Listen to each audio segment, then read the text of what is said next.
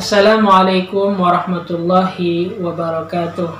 Hamdan wa syukranillah, salatan wa salaman ala rasulillah wa alihi wa sahbihi wa man tabi'ahu wa wala wa la hawla wa la quwata illa billah, amma ba'du. Puja dan puji beserta syukur kehadirat Allah Subhanahu wa ta'ala atas limpahan karunia-Nya yang alhamdulillah Allah masih berikan kepada kita semuanya, sehingga kita dapat melaksanakan aktivitas sebagaimana mestinya. Maka rasa syukur ini adalah suatu hal yang selalu harus dipanjatkan bagi kita seorang muslim ataupun muslimah. Di dalam hadis bahwasanya Rasulullah SAW menyebutkan ketika Rasulullah melihat sesuatu hal yang menyenangkan, di dalam hatinya beliau mengucapkan alhamdulillahilladzi bi ni'matihi tatimmus shalihat. Segala puji bagi Allah yang telah menyempurnakan hal-hal yang baik. Itu yang diucapkan oleh Nabi Muhammad SAW ketika merasakan hal yang menyenangkan. Begitupun ketika Rasulullah SAW melihat suatu hal atau merasakan suatu hal yang tidak menyenangkan hati Rasul, apa yang beliau ucapkan? Alhamdulillahi ala kulli hal. Maka sepatutnya kita sebagai umatnya Nabi Muhammad SAW untuk senantiasa bersyukur atas segala karunia yang telah Allah berikan kepada kita semuanya, baik itu yang menyenangkan ataupun yang tidak menyenangkan. Salawat teriring salam semoga selalu tercurahkan keharibaan Nabi yang kita harapkan syafaatnya kelak di akhirat nanti, tidak lain dan tidak bukan Nabi kita Muhammad Sallallahu Alaihi Wasallam, Nabi yang kita harapkan syafaatnya kelak nanti di akhirat. Para hadirin hadirat rahimakumullah, insya Allah pada kesempatan yang berbahagia ini saya akan menyampaikan materi yang berkenaan mengenai pentingnya ilmu, pentingnya mengamalkan ilmu, kemudian pentingnya berdakwah. Mungkin kita sudah lama belajar agama dan kita sudah mengetahui hadis-hadis ataupun ayat-ayat yang menjelaskan tentang fadilah ilmu, fadilah mengamalkan ilmu, dan fadilah berdakwah setelah kita mendapatkan ilmu.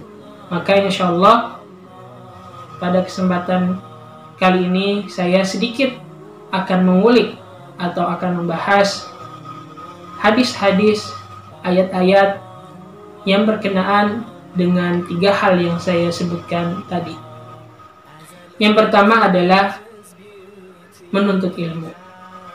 Di dalam Al-Quran, Allah Subhanahu wa Ta'ala menurunkan firman yang pertama kali Allah Subhanahu wa Ta'ala turunkan melalui malaikat Jibril kepada Nabi Muhammad SAW, yaitu perintah untuk membaca. Disebutkan di dalam Al-Quran surah Al-Alaq, perintah membaca yang berbunyi a'udzubillahi minasyaitonir rajim, Iqra, bacalah. Para ulama tafsir menyebutkan bahwasanya perintah membaca ini ditujukan untuk Nabi kita Muhammad sallallahu alaihi wasallam. Iqra ya Muhammad, bacalah wahai Muhammad. Akan tetapi banyak pula ulama tafsir yang menjelaskan perintah membaca ini tidak terkhusus hanya untuk Nabi, akan tetapi perintah ini juga ditujukan untuk kita sebagai umatnya Nabi Muhammad Sallallahu Alaihi Wasallam.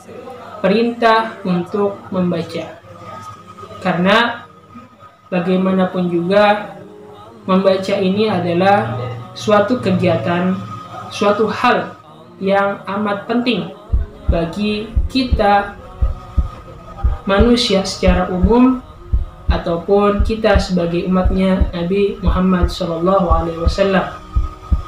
Dengan membaca kita mendapatkan ilmu, bukan hanya ilmu agama, akan tetapi ilmu non-agama. Dengan membaca kita membuka cakrawala pemikiran kita lebih luas lagi. Dengan membaca berbagai macam literatur buku ataupun kajian-kajian, maka kita akan memiliki frame cara pandang yang begitu luas. Kita tidak gampang untuk menyalahkan orang lain, akan tetapi kita menjadi pribadi yang lebih menerima perbedaan. Maka ketika kita sudah mendapatkan ilmu, tentunya kita menjadi orang yang senantiasa luas pemikirannya. Itu diantara fadilah di dalam menuntut ilmu, fadilah di dalam membaca. Allah Subhanahu wa Ta'ala menyebutkan pula di dalam Al-Quran berkenaan perintah untuk berpikir, perintah untuk belajar, perintah untuk membaca lingkungan, membaca keadaan, membaca segala macam yang telah Allah ciptakan di muka bumi ini. Di dalam Al-Quran disebutkan afala tatafakkarun, afala tatadzakkarun. Ayat-ayat ini berkenaan agar kita senantiasa menggunakan akal kita untuk mempelajari apa yang telah Allah berikan kepada kita semuanya. Lingkungan, mempelajari nikmat Allah Subhanahu wa Ta'ala yang telah Allah berikan kepada kita semuanya. Maka semuanya kita pelajari, bukan kita hanya iqra, membaca secara kontekstual yang ada di dalam Al-Quran maupun hadis, akan tetapi kita membaca lingkungan di sekitar kita. Mengapa Allah Subhanahu wa Ta'ala menciptakan kita? Mengapa Allah Subhanahu wa Ta'ala menciptakan alam semesta? Mengapa Allah Subhanahu wa Ta'ala menciptakan surga dan neraka? Maka hal yang saya sebutkan tadi banyak dijelaskan di dalam Al-Quran, banyak dijelaskan di dalam hadis. Maka disitulah pentingnya kita belajar, pentingnya kita menuntut ilmu, pentingnya kita membaca. Di dalam hadis Rasulullah SAW juga menyebutkan, man salaka tariqan yaltamisu fihi ilman sahalallahu tariqan ilal jannah. Bahwasanya Nabi Muhammad SAW bersabda, barang siapa yang berjalan menuntut ilmu menuju Allah Subhanahu wa Ta'ala, maka dia akan dimudahkan oleh Allah Subhanahu wa Ta'ala menuju surga. Ini diantara keutamaan kita menuntut ilmu. Kita akan senantiasa diberikan hidayah oleh Allah Subhanahu wa Ta'ala. Begitu juga disebutkan di dalam ayat A'udzubillahi minasyaitonirrajim. Bismillahirrahmanirrahim. Hal yastawil ladzina ya'lamuna wal ladzina la ya'lamun. Apakah sama orang yang mengetahui dengan orang yang tidak mengetahui? Maka disebutkan di dalam literatur tafsir bahwasanya para ulama tafsir menyebutkan la yastawiyani, tidak sama, al-jahiluna wal alimun, orang yang tidak mengetahui dan orang yang mengetahui, al-asun wal qanitun, orang yang bermaksiat dan orang yang senantiasa taat kepada Allah Subhanahu wa Ta'ala tidak akan sama. Maka ketika Allah Subhanahu wa Ta'ala memberikan kode kepada kita, tidak sama orang yang pintar dengan orang yang tidak pintar, maka sepatutnya kita sebagai manusia yang diberikan akal oleh Allah Subhanahu wa Ta'ala untuk senantiasa belajar. Kemudian, apa yang kita lakukan setelah kita belajar? Maka tahapan selanjutnya setelah kita belajar adalah mengamalkan ilmu yang telah kita peroleh. Kalau kita berpikir secara global, bukan hanya ilmu agama, akan tetapi ilmu non-agama pun kita harus amalkan. Ketika kita sudah mempelajari bahasa Inggris, maka sepatutnya kita mempraktekkan. Ketika kita sudah belajar bahasa Arab, maka sepatutnya kita praktekkan. Begitu pula ketika kita sudah mempelajari ilmu tajwid, ilmu fikih, dan lain sebagainya. Ketika kita sudah mengetahui ilmu-ilmu tersebut, maka sepatutnya, bahkan wajib bagi kita untuk mengamalkan ilmu yang telah kita peroleh. Disebutkan di dalam kitab yang bernama Safwatuz Zubat, fa'alimun bi ilmihi lam ya'malan, maka orang yang mengetahui dengan ilmunya akan tetapi dia tidak mengamalkannya, mu'adzabun min qabli ubadil wasan, dia akan diazab sebelum penyembah berhala. Wa kullu man bighairi ilmin ya'malu, dan setiap orang yang beramal tanpa adanya ilmu, a'maluhu mardudatun la tuqbalu, maka amalnya itu, ibadahnya itu tidak diterima. Na'udzubillah min dzalik.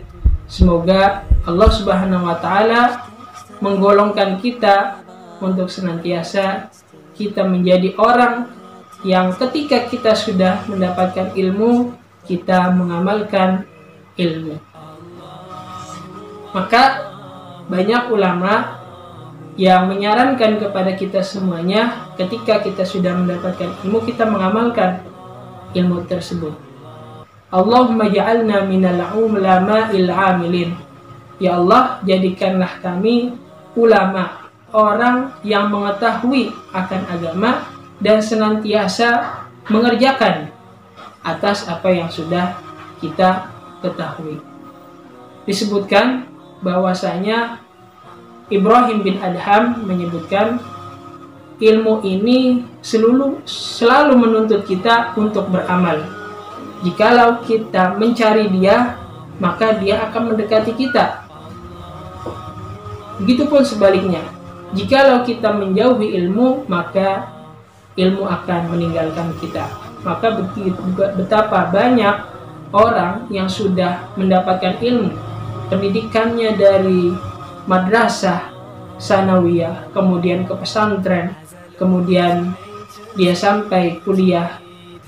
Betapa lama dia sudah mendapatkan ilmu, akan tetapi karena sebab dia tidak mengamalkan ilmunya, ilmunya hilang, terkikis sedikit demi sedikit. Na'udzubillah, summa na'udzubillah min dzalik. Kemudian apa yang kita lakukan setelah kita mendapatkan ilmu, kita mengamalkan ilmu? Apa tahapan yang selanjutnya? Yaitu adalah berdakwah.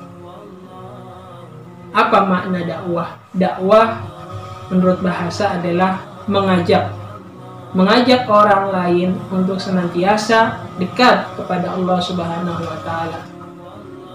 Mengajak orang lain untuk senantiasa beramal, amal ibadah, berbuat baik, husnudzon kepada Allah Subhanahu wa taala, amal-amal yang mendekatkan kita kepada Allah Subhanahu wa taala. Disebutkan di dalam hadis, ballighu anni walau ayah, sampaikan dariku walaupun hanya satu ayat. Maka beberapa ulama menjelaskan mengenai hadis ini, kita tidak perlu menunggu untuk menjadi orang yang alim besar ketika kita sudah mendapatkan ilmu, kemudian kita berdakwah. Akan tetapi bagaimana caranya ketika Rasulullah sudah merintahkan kepada kita untuk berdakwah, akan tetapi kita belum mampu untuk mengamalkannya, maka ulama menyebutkan berdakwah saja. Akan tetapi kita juga berharap kita beramal, kita mengerjakan apa yang sudah kita sampaikan kepada masyarakat. Akan tetapi paling utamanya kita mendakwahi diri kita sendiri. Kita dakwahi diri kita terlebih dahulu, kemudian kita dakwahi keluarga kita, kemudian kita dakwahi orang-orang sekitar di lingkungan kita. Karena orang yang berdakwah akan tetapi dia tidak mengerjakan apa yang dia berikan kepada orang lain, dia masuk di dalam khitab Allah Subhanahu wa taala. Kabura maqtan indallah an taqulu ma la taf'alun. Besar kebencian Allah Subhanahu wa taala orang yang berkata namun dia tidak mengamalkannya.